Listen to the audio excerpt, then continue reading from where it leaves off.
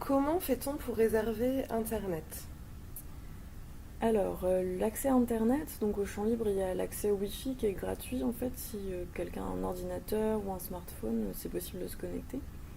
Ensuite, on a différents systèmes, donc on donne accès à Internet pendant 20 minutes. Il suffit, pour l'instant, il faut donner son nom et son prénom, mais ça va changer bientôt, il n'y aura plus besoin, ça se fera tout seul en fait. Il faut demander au bibliothécaire.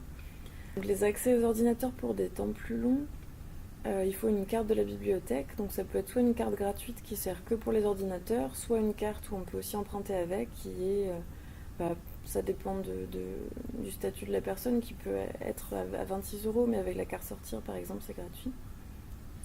Et voilà, donc il faut une carte pour les ordinateurs pour 3 heures par jour ou 10 heures par semaine. D'accord. Est-ce que au champ libre, je peux imprimer, scanner et photocopier mes documents? Oui, tout à fait, c'est possible. Il faut une carte d'impression qui coûte 1 € et après c'est 20 centimes la copie. Et voilà, c'est disponible surtout dans l'espace vie du citoyen, il y a aussi au 5e étage, et sinon dans tous les étages il y a des imprimantes. D'accord. Où est-ce que je peux trouver des supports pour apprendre le français? À la bibliothèque. Partout dans la bibliothèque, ça dépend ce qu'on considère un support. Là, derrière, il y a le fonds FLE, qui est vraiment les manuels à destination des personnes non francophones pour apprendre le français.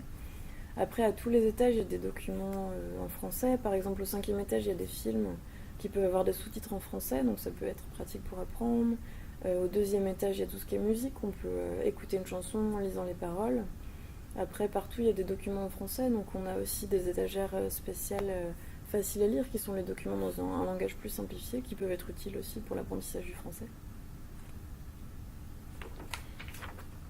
Est-ce qu'il y a des ressources numériques français langue étrangère?